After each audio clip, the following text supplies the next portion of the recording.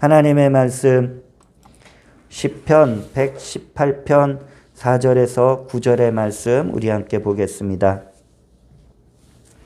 구약성경 시편 118편 4절로부터 9절까지의 말씀입니다.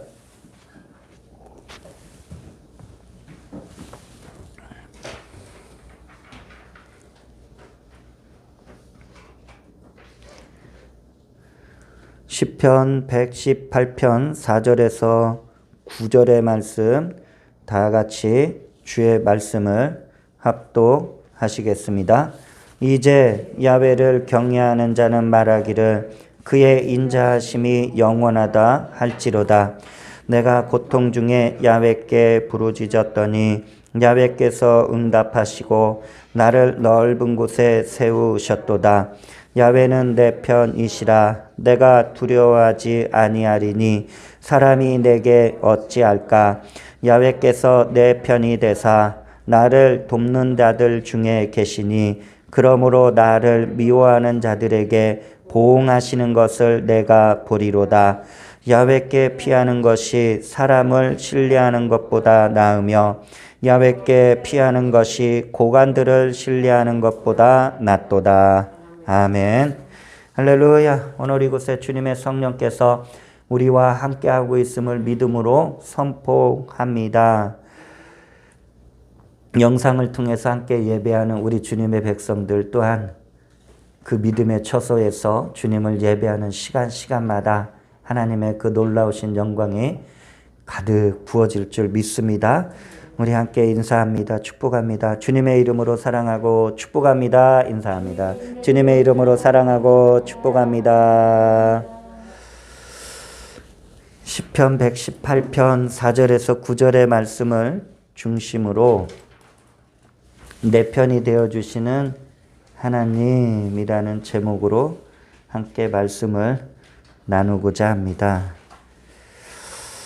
자, 많이 뉴스를 접하고 있겠지만 이번 우크라이나에 대한 러시아의 이런 불법적인 침공을 통해 예상치 못한 많은 일들이 벌어지고 있습니다. 순식간에 러시아가 이 작은 나라를 점령할 것이다. 여러 가지 이제 군사적인 전문가들의 그러한 평도 있었지만 그렇지 않죠. 무엇보다도 생각지 못한 일들이 벌어지고 있습니다. 우크라이나 대통령 영상을 이렇게 또 보면 나라와 민족을 지키기 위해서 자신은 도망가지 않을 것이다. 그리고 죽음이 두렵지 않다라고 그런 이제 또 인터뷰 기사도 보게 됩니다. 자, 대통령이 죽음이 두렵지 않다라고 하는데 국민들은 어떻겠어요? 국민들도 전략적으로는 군사적으로는 러시아와 비교가 안 되는 상황이지만 조국을 지키기 위해서 이제 도망가지 않고 우리 우크라이나 대통령을 중심으로 우크라이나 국민들이 함께 힘을 합쳐 나라를 지키고자 각오를 다지는 모습들이 계속 보도됩니다. 그러한 가운데 또 세계 많은 여러 나라 사람들이 우크라이나의 그런 이제 자기 나라를 지키겠다는 굳건한 의지, 또 불법에 맞서서 또 그러한 것을 또 막아서겠다는 그런 의지를 보고서 많은 나라의 사람들이 개인적으로라도 우크라이나를 돕기 위해서 참전하겠다라는 그러한 기사들을 계속 봅니다. 자, 서방의 많은 여러 나라들이 직접적인 군사 개입은 함께하지는 아직까지는 못했지만 그래도 여러 각도로 힘을 보태서 다윗과 골리앗 같은 이 싸움에 우크라이나를 돕는 일들이 벌어지고 있습니다. 처음에는 작은 나라가 혼자 그 거대한 나라 러시아에 맞서 싸우는 것 같았지만 이제는 전 세계 사람들이 이 작은 나라 우크라이나에 많은 편이 되어서 함께 힘을 보태고 있는 그러한 모습을 보게 됩니다. 우리가 살아가면서 누구와 한편이 되고 함께 힘을 합치느냐에 따라서 한 나라의 국가든 한 개인의 삶이든 그 방향은 달라지게 된다라는 것입니다. 세상을 방탕하고 게으르게 사는 자들과 함께하면 어떻게 되겠습니까? 가난하고 공고한 인생이 돼요. 왜냐? 방탕하는 것밖에 살지를 못해요. 그런데 열심히 노력하고 공부하고 일하고 그리고 아주 좋은 꿈을 이렇게 가지고 사는 사람들과 함께하면 어떻습니까? 삶이 풍요롭고 그리고 나눠주고 베풀 수 있는 그런 삶을 살 수 있게 되는 줄 믿습니다. 그런데 오늘 저는 말씀드리기를 더 중요한 것은 하나님 편에 서게 되면 하나님께서는 우리를 통해서 놀라운 일들을 베푸시고 영광을 받으시는 줄 믿습니다. 자, 우리가 어떻게 하나님 편에 설 수 있을까? 두 가지로 한번 생각해 보기를 원합니다. 첫 번째는 하나님께 감사와 찬송을 올리는 자입니다. 오늘 시편 118편 1절을 보면은 이 시편 기자는 이렇게 고백합니다. 야훼께 감사하라. 그는 선하시며 그의 인자하심이 영원함이로다라고 말씀하고 있어요. 여러분, 감사와 찬양은 우리가 믿는 살아계신 하나님을 높이고 영광을 돌리는 우리 성도로서의 아주 기본적인 자세가 되는 줄 믿습니다. 그 성경은 성도들이 이 세상을 믿음으로 살아가면서 감사하는 신앙생활을 하라라고 말씀하고 있어요. 또 하나님의 이름을 즐거워하며 찬양하라라고 말씀하고 있습니다. 데살로니가전서 5장 16절에서 18절은 이렇게 말씀합니다. 항상 기뻐하라, 쉬지 말고 기도하라.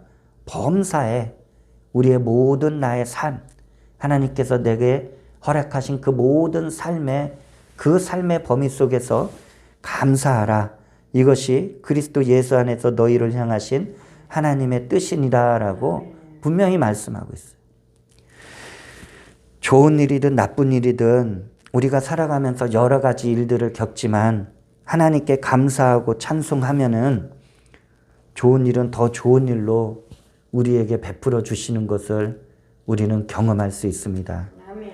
때로는 나에겐 힘들고 나쁜 일도 감사할 때 오히려 합력해서 그 고난이, 그 어려움이 축복으로 바뀌는 일들도 우리는 체험할 수 있게 되는 줄 믿습니다.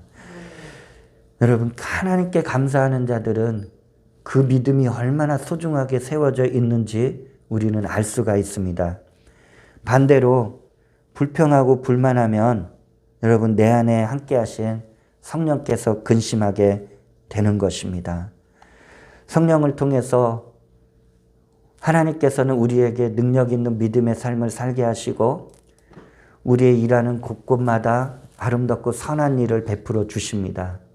그런데 아무리 좋은 일을 베풀어 주셔도 이래도 불만 저래도 불만 이렇게 하면은 내 안에 성령께서 기뻐하시지 않는다라는 것입니다.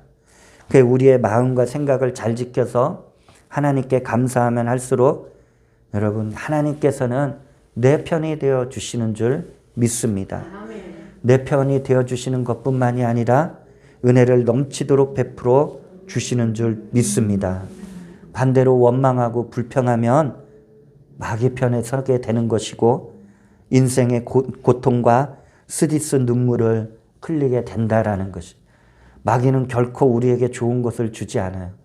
마귀는 우리가 가지고 누리는 것을 어떻게 해서든지 빼앗고 죽이고 멸망시키려 하기 때문에 마귀 편에 서게 되면은 그 눈물과 그 아픔을 겪을 수밖에 없다라는 것입니다.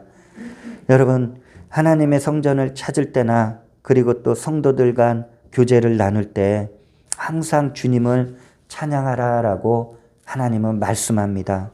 시편 149편 1절을 보면은 할렐루야 새 노래로 야훼께 노래하며 성도의 모임 가운데서 찬양할지어다라고 말씀하고 있어요. 또 시편 150편 1절을 보면 할렐루야 그의 성소에서 하나님을 찬양하며 그의 권능의 궁창에서 그를 찬양할지어다 라고 시편 기자들은 계속해서 말씀하고 있어요. 성도는 그냥 일반적인 모임이 아니에요. 우리 주 예수 그리스도 안에서 거룩한 영적인 모임을 갖고 되는데 여러분 그 모임의 자리에서 항상 주님을 찬양하시기를 바랍니다. 우리가 하나님의 집, 이 거룩한 예배의 처소에 올 때 우리는 주님을 기뻐하며 그의 이름을 기뻐하며 주님께 온 마음을 다해서 찬양해야 될 줄로 믿습니다. 우리가 왜 예배를 시작하기 전 우리가 찬양을 준비하고 먼저 우리가 그 찬양을 통해서 하나님 앞에 영광 돌릴까? 우리 주님은 찬송 가운데 우리의 찬양을 기뻐 받으시는 줄 믿습니다. 하나님을 찬양하고 감사하는 자에게 여러분 하나님은 놀라운 은혜를 베풀어 주셔요. 그래서 하나님께서는 문제를 해결해 주시고 또 대적을 물리쳐 주시는 것을 우리는 볼 수가 있습니다. 사무엘상 17장을 보면은 다윗과 블레셋의 그 골리앗 장수와 싸울 때 어떤 일들이 있었습니까?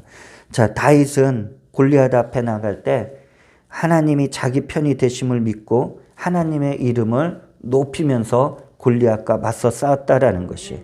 그런데 골리앗은 자기 힘과 자기 무기를 의지하고 나왔다라는 거예요. 골리앗은 이제껏 그는 어떤 사람과도 싸워서 져본 적이 없었기 때문에 자기 힘을 믿었어요. 자기 지식을 믿었어요. 자기가 갖고 있는 무기를 믿었다라는 것이에요.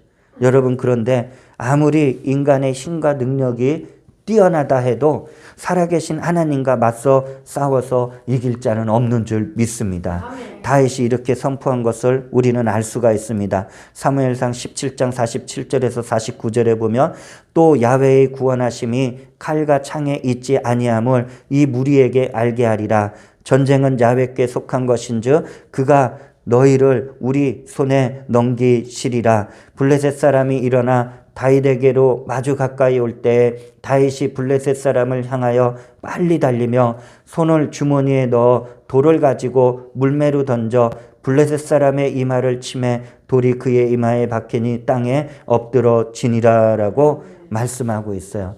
여러분 우리가 하나님의 그 이름을 높이고 하나님 앞에 감사할 때 하나님은 우리 편이 되어주시는 줄 믿습니다. 당연히 그 하나님의 신실하심 속에 하나님을 높이고 하나님께 감사하는 자를 하나님은 그대로 내버려 두지 아니하시고 우리와 함께 하시고 우리의 앞서 대적을 물리쳐 주시는 줄 믿습니다. 이처럼 우리 성도들은 하나님께서 우리를 사랑하사 독생자를 보내주시고 우리의 죄를 다 예수님의 십자가로 감당하게 하시고 그리고 다 우리의 죄와 허물을 청산하여 주시고 누구든지 예수님을 믿는 자마다 하나님의 자녀가 된 것을 감사하며 찬양해야 되는 줄 믿습니다. 왜 감사하고 찬양할까? 우리 주님이 우리와 함께 하신다는 거예요. 우리 주님의 이름 중에 임마누엘의 하나님이시죠. 하나님이 자기 백성과 함께 하신다라고 분명히 말씀하여 주셨습니다. 하나님은 우리와 함께 하시는데 우리 편이 되어 주셔서 우리의 삶의 모든 방향을 인도해 주시고 역사해 주시는 줄 믿습니다. 두 번째로 하나님 앞에 전심으로 기도하는 자가 하나님이 나의 편이 되시는 줄 믿습니다. 오늘 시편 118편 5절에 내가 고통 중에 야훼께 부르짖었더니 야훼께서 응답하시고 나를 넓은 곳에 세우셨도다라고 말씀하고 있습니다.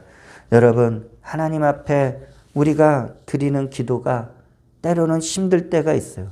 어쩔 때는 지루할 때가 있어요. 기도하는 것마다 빨리빨리 응답받고 하나님의 역사하심을 내 삶 속에서 내 눈으로 보고 싶은데 때로는 기도가 그렇지는 않아요. 정말 인내해야 되고 또다시 인내해야 되고 실망과 낙심이 다가올 때도 그때도 우리는 포기하지 말고 기도해야 될 줄로 믿습니다. 왜냐하면 아무리 우리가 드리는 이 기도가 힘들고 지루하고 끝이 없어 보이는 것 같지만 여러분 기도의 축복은 우리가 생각하지 못할 정도로 넘치도록 우리에게 하나님께서 부어주시는 줄 믿습니다. 잘 아시지만 사무엘상 1장 2장은 굉장히 이스라엘의 역사를 열어나가는 장 중에 하나예요. 왜냐? 아이를 잉태하지 못한 이 한나의 삶은 고통과 아픔과 수치로 가득 찼습니다. 여러분, 사무엘을 낳기까지 한나는 그 기도의 자리를 어떤 상황 속에서도 이렇게 벗어나지 않았다라는 거예요. 여러분, 한나는 기도로 인생의 무거운 짐을 졌어요. 그래서 한나가 1장에서 보면 기도할 때 이런 모습이 있어요. 사무엘상 1장 10절에 한나가 마음이 괴로워서 야훼께 기도하고 통곡하며. 여러분의 인생의 무거운 짐이 무엇일까요? 그것을 저와 여러분이 스스로 해결할 수 있을까요?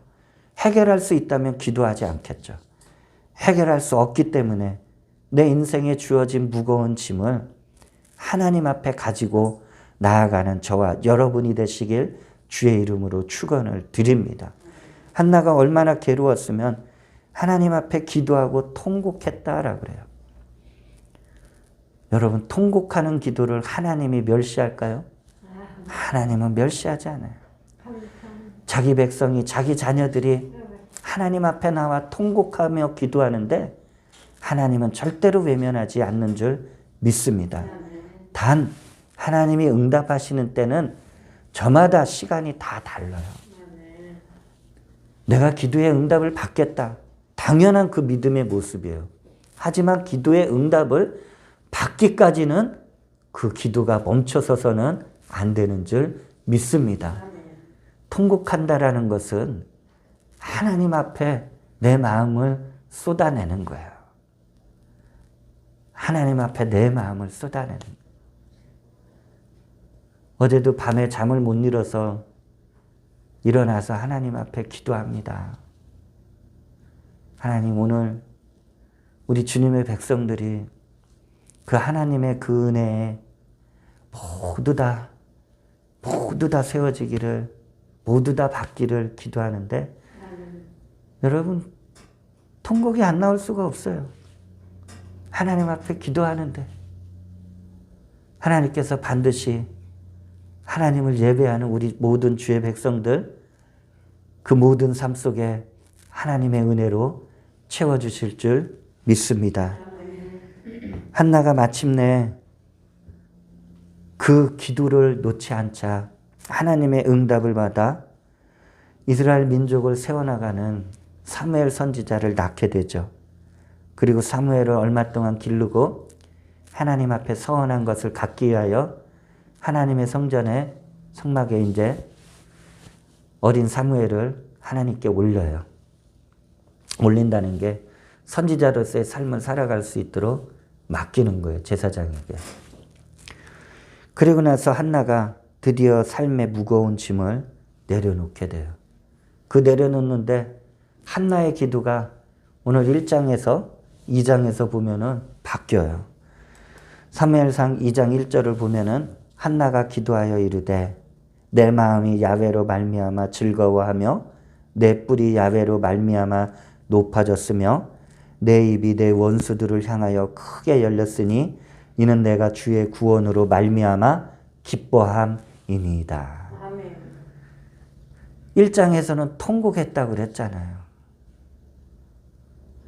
그런데 2장에서는 하나님 앞에 감사하며 즐거워하며 기뻐하며 하나님의 그 은혜를 찬송하는 그 믿음의 기도가 올라가게 된 줄 믿습니다. 우리가 어떠한 형편과 처지 가운데에서도 하나님을 찾고 엎드려 기도할 때 우리 하나님께서는요, 그 마음의 중심을 보시는 줄 믿습니다. 우리가 하나님을 찾는 그 간절한 마음, 우리 당연히 하나님께서 기뻐하시고 내 편이 되어 주시는 줄 믿습니다. 자, 그럼 반대로 아까와 같이 감사하지 않으면 어떤다 그랬죠? 자, 오늘 기도하지 않으면 마귀가 기뻐하는 거예요. 여러분, 마귀는 계속해서 우리가 하나님의 은혜에서 멀어지기를 계속해서 방해해요. 기도하지 않으면은요, 어떻게 될까? 우리는 이 육신의 몸을 입고 이 세상을 살아가요. 그러니까 눈앞의 문제들을 더 커 보이게 만들어요. 그렇게 되면은 여러분 사람이 이 문제 저 문제 여러 가지 어려움을 겪잖아요. 염려하고 조급하게 돼요. 사람의 마음이 참 연약해서 이런 고통스러운 문제 그리고 내가 감당할 수 없는 일 눈으로는 그렇게 보여요. 그렇게 되면은 절망하고 낙심하게 된다라는 것입니다. 그래서 저와 여러분 아무리 급해도 먼저 하나님 앞에 기도해야 하나님께서는 문제를 해결할 지혜와 능력을 하나님께서 우리에게 부어주실 줄 믿습니다. 아멘. 오늘 시편 기자가 이렇게 고백했죠. 시편 118편 5절 내가 고통 중에 야훼께 부르짖었더니 야훼께서 응답하시고 나를 넓은 곳에 세우셨도다. 여러분 이 시편 기자는 지금 고통이 그의 삶을 감쌌어요. 그리고 문제가 그의 앞을 계속 가로막았어요. 자, 그런데 이 시편 기자가 이 고통과 그 자신의 앞을 가로막는 문제를 가지고 하나님을 찾아 기도하였다라는 것입니다. 자, 그런데 하나님께서는 어떻게 응답하셨어요? 응답하셨다라고 분명히 말씀하잖아요.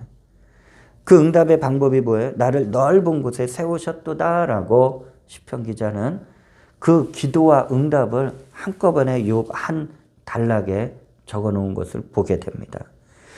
그것은 하나님께서 자신의 기도에 대해 응답하사 때로는 구원하사 그리고 평강이 넘치는 넓은 곳으로 인도해 주셨다라는 그 뜻을 지니고 있다라는 것이에요. 여러분 우리가 하나님께 기도하고 응답받고 때론 내 인생의 절체절명의 위기에서 구원받았을 때 여러분 우리가 밟고 다니는 그 모든 것이 우리에게 평강이 넘치고 은혜가 넘치는 믿음의 삶이 되는 줄 믿습니다.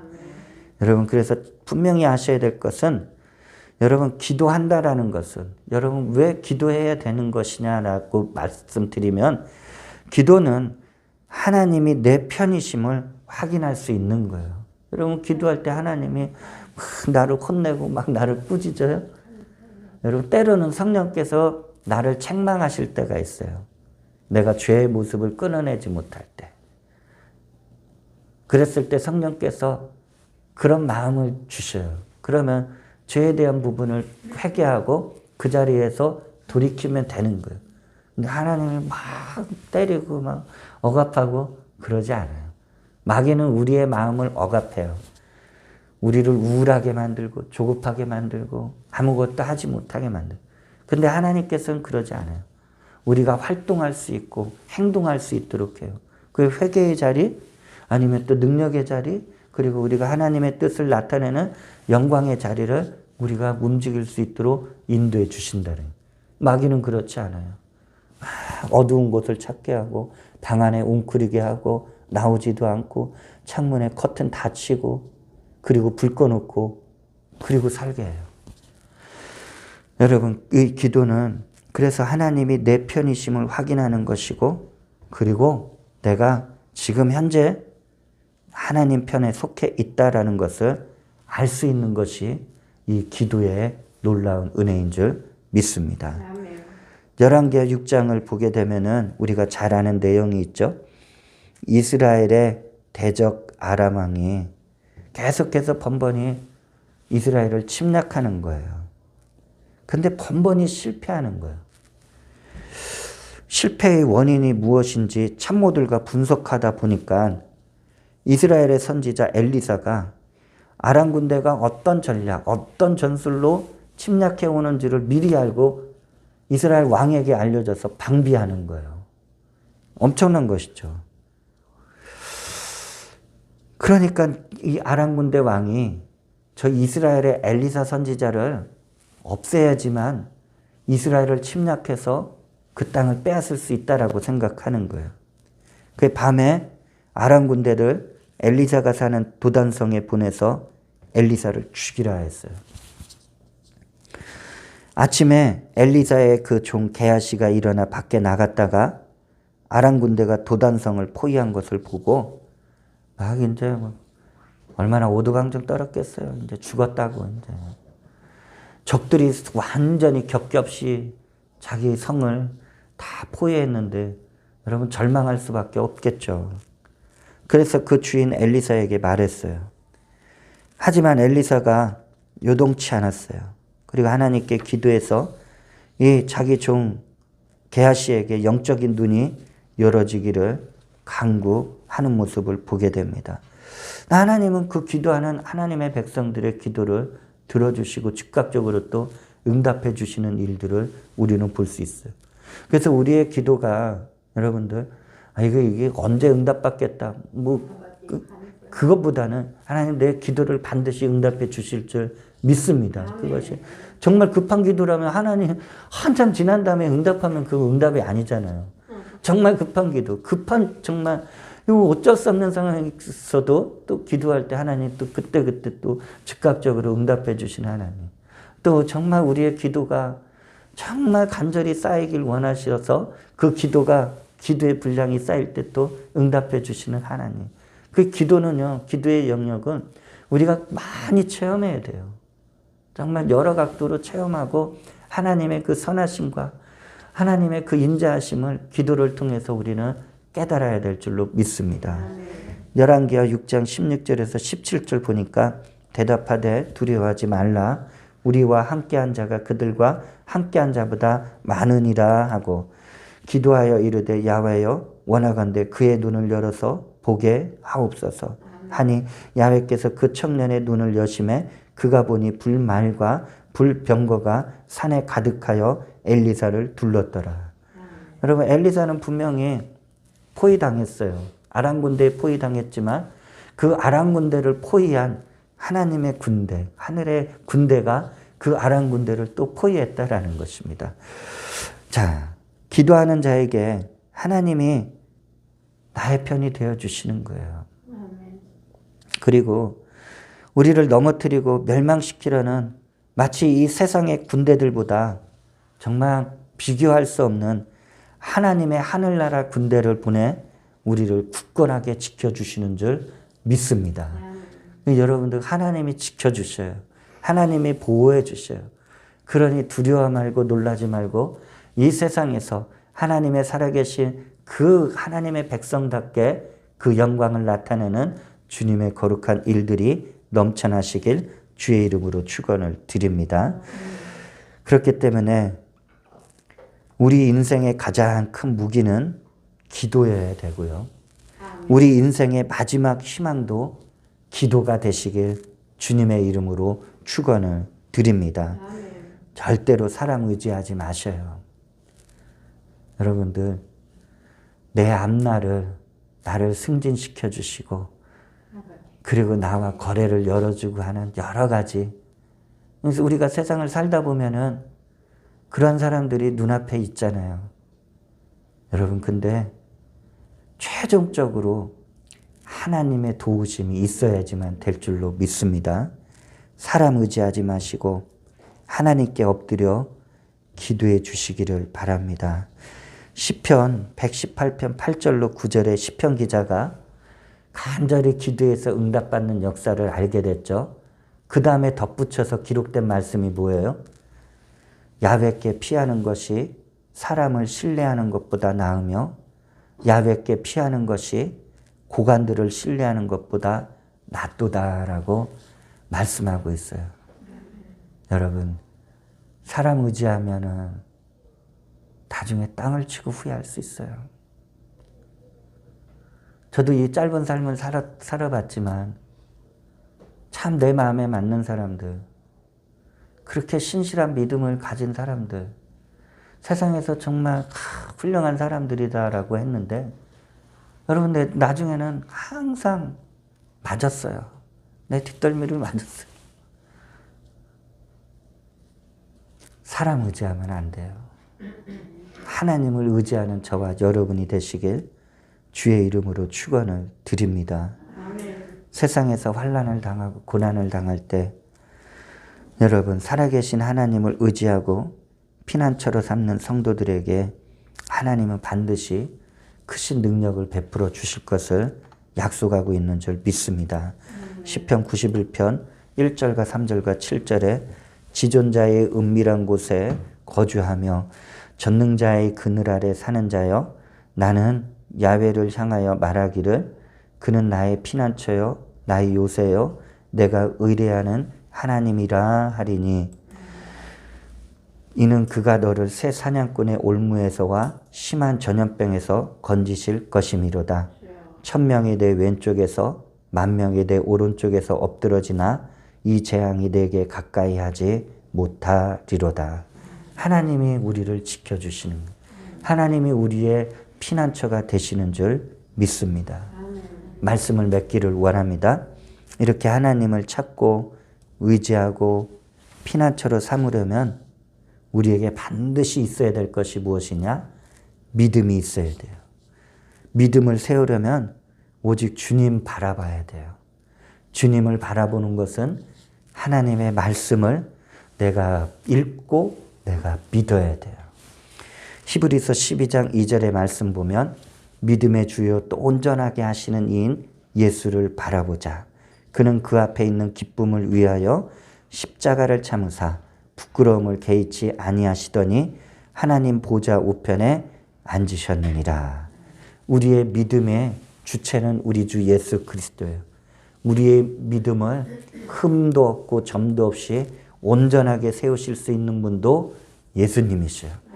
말씀이 육신이 되어 이 땅에 오신 분이 예수님이셔요. 그렇기 때문에 이 말씀을 읽어야 말씀을 통해서 하나님의 아름다운 모습을 알게 되고 우리 주 예수 그리스도 그분을 더욱더 알고 배우게 되는 줄 믿습니다. 항상 하나님을 찾고 믿음을 세워 하나님께서 내 편이 되어 주심을 선포하는 복된 성도들이 되시길 주님의 이름으로 축원을 드립니다.